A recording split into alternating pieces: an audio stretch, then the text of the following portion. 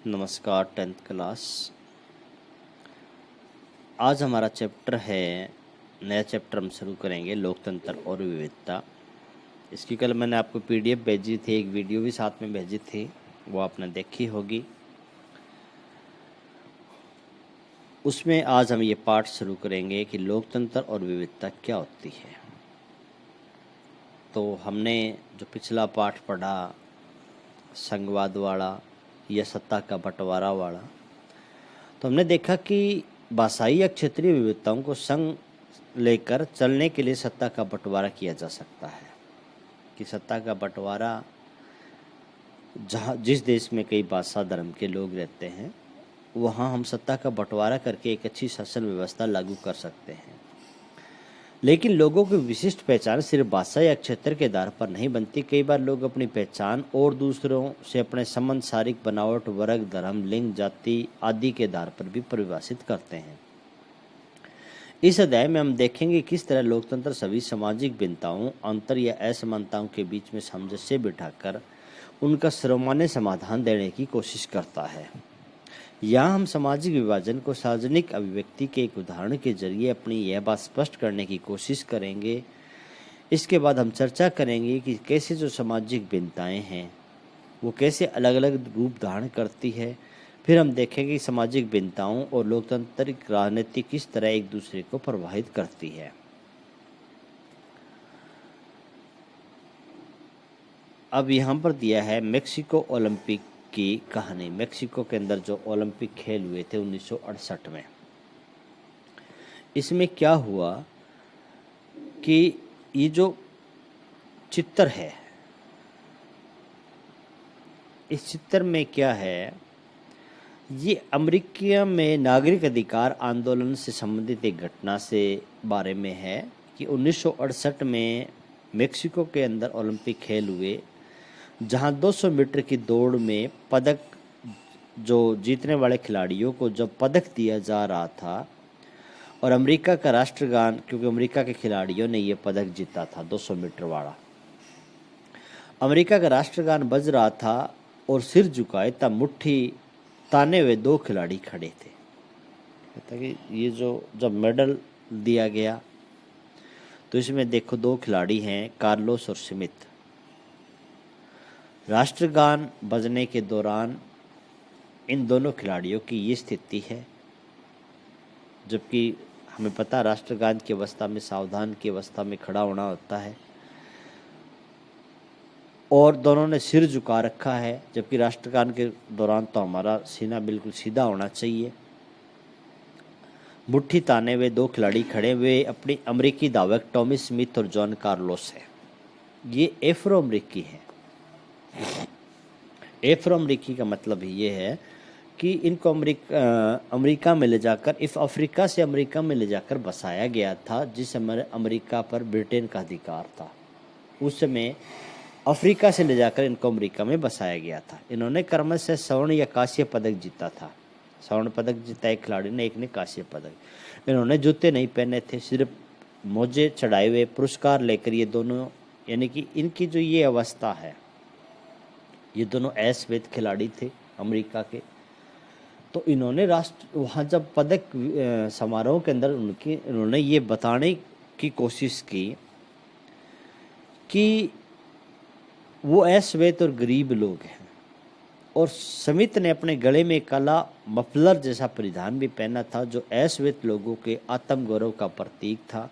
Carlos ने मारे गए अश्वेत लोगों की याद में काले मनकों की एक माला पहनी थी।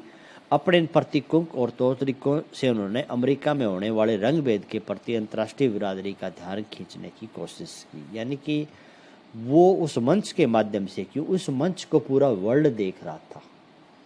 जो ओलंपिक गेम होते हैं तो वहाँ तो उसको तो सारा विश्व देखता है, सारे विश्व के खिलाड़ी खेलते हैं। तो जब उनको ये पदक दिया जा रहा था तो सारा वर्ल्ड की नज़र उसकी तरफ थी। तो उनकी वो उसके माध्यम से सारे विश्व को ये बताना चाहते थे कि अमेरिका में अश्वेत लोगों के साथ भेदभाव होता है। रजक रजत पदक जीतने वाले ऑस्ट्रेलियाई धावक पीटर नॉर्मन ने पुरस्कार समारोह में अपनी जर्सी पर मानव अधिकार का बिल्ला लगाकर इन दोनों अमेरिकी खिलाड़ियों के प्रति अपना समर्थन जताया। क्या कार्लोस और स्मिथ द्वारा अमेरिकी समाज के आंतरिक मामलों को अंतर्राष्ट्रीय मंच पर उठाना उचित था?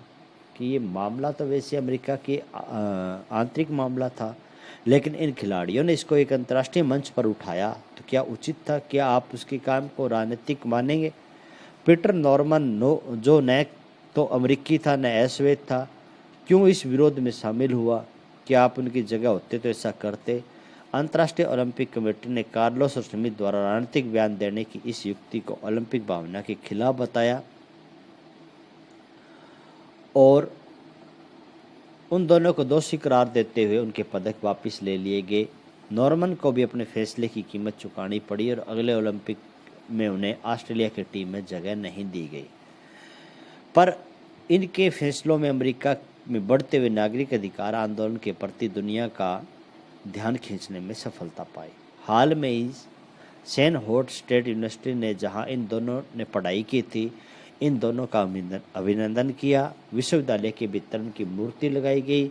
जब 2006 में नॉर्मन की मृत्यु हुई तो उसकी अर्थी को कंधा देने वालों में स्मिथ और कार्लोस भी थे। समानताएं, असमानताएं और विभाजन।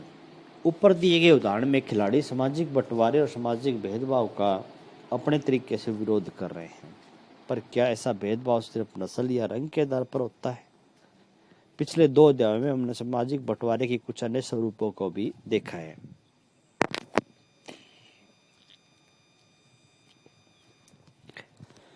ये कहता किसी भी देश में जो भेदभाव है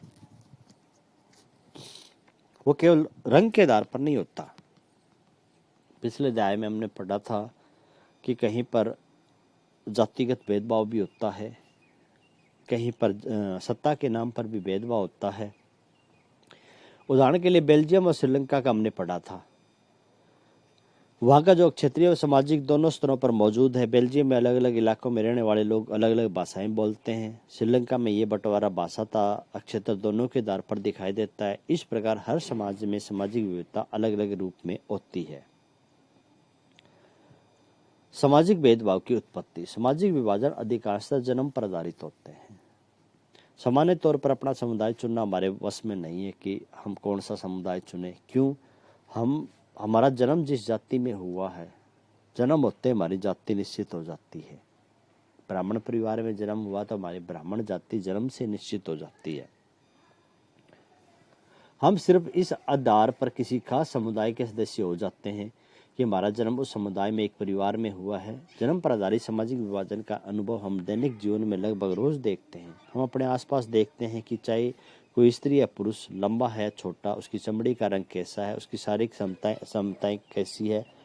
बहरहाल सभी किस्म के सामाजिक विभाजन सिर्फ जन्म पर आधारित नहीं होते। कुछ विभाजन हम अपनी पसंद या न पसंद या चुनाव के आधार पर भी तय करते हैं। कई लोग अपने माँ बाप और परिवार से अलग अपनी पसंद का धर्म भी चुन लेते हैं बाद में बड़े होकर। हम सभी लोग पढ़ाई के विषय में पैसे, खेल, सांस्कृतिक गतिविधियों का चुनाव अपनी पसंद से कर। क्या पढ़ना अपनी पसंद का है, क्या खेलना अपनी पसंद का है।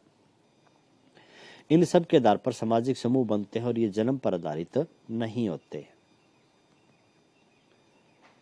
हर सामाजिक विभाजन का रूप नहीं लेता। सामाजिक विभाजन लोगों के बीच बंटवारे का एक बड़ा कारण होता है, लेकिन यह सभी भिन्नताएं कई बार अलग अलग तरह के लोगों के बीच में एक पुल का काम भी करती है।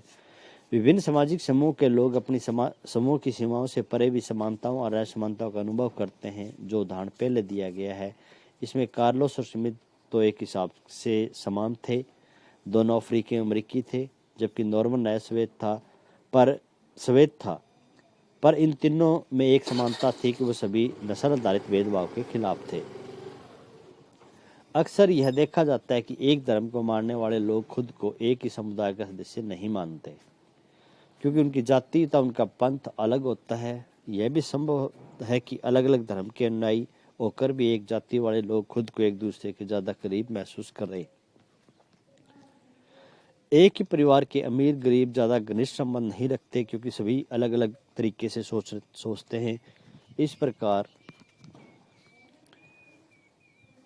लोग एक एक से ज़्यादा सामाजिक समूह का हिस्सा हो सकते हैं। दरअसल इस संदर्भ में हमारी पहचान एक अलग रूप धारण कर सकती है। तो आज हम इतना लेसन पढ़ेंगे।